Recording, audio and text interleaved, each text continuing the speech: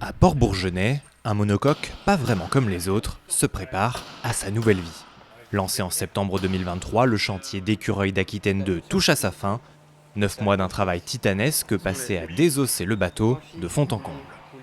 Il y a eu beaucoup de difficultés parce que rien ne se met comme prévu. C'est des prototypes, c'est pas on achète une pièce et plug and play, ça n'existe pas, hein, les pièces de série pour ces bateaux-là. On récupère du matériel, on l'installe, on bidouille, on modifie soit la structure, soit la pièce en elle-même pour que tout s'arrange bien ensemble.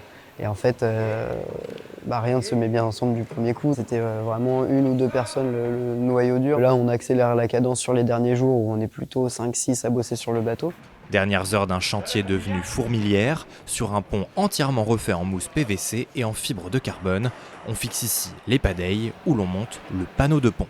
Tu vois le contraste entre des rails tout neufs qui viennent d'être montés, avec des winches qui ont une dizaine d'années, et puis ici des poulies qu'on vient de remettre à neuf en changeant les billes, mais c'est les poulies d'origine de bateaux qui ont 35 ans. Après un important refit, safran et quilles d'origine ont été conservés. Sous la carène, il faut aussi s'assurer de l'étanchéité des passe-coques, plaçant fin à une nouvelle identité aux couleurs du département pour cet IMOCA de légende rebaptisé T11. La forme de coque n'a pas bougé, le bout dehors, les balcons, les chandeliers, c'est les mêmes. Le roof un peu atypique, c'est exactement le même. Le cockpit également n'a pas changé.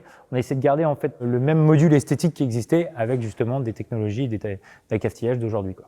Préserver l'essence même d'un monocoque dont la légende s'est construite sous les couleurs d'Écureuil d'Aquitaine 2. Emmené par Titouan Lamazou, ce 60 pieds devient en 1990 le premier vainqueur du Vendée Globe. Passé de main en main puis laissé à l'abandon au Venezuela, le bateau a finalement retrouvé la Vendée en mai 2023 avec une arrivée en grande pompe dans le Chenal des Sables. Un chenal que T11 empruntera le 4 juin prochain pour accompagner le cortège de la Flamme olympique lors de son arrivée au Sables d'Olonne. Quant à la presse, son propriétaire Alexandre Treillard envisage de le faire naviguer en association. Pas exclu non plus de voir le mythique IMOCA ouvrir le Chenal des Sables le 10 novembre à l'occasion du départ du prochain Vendée Globe.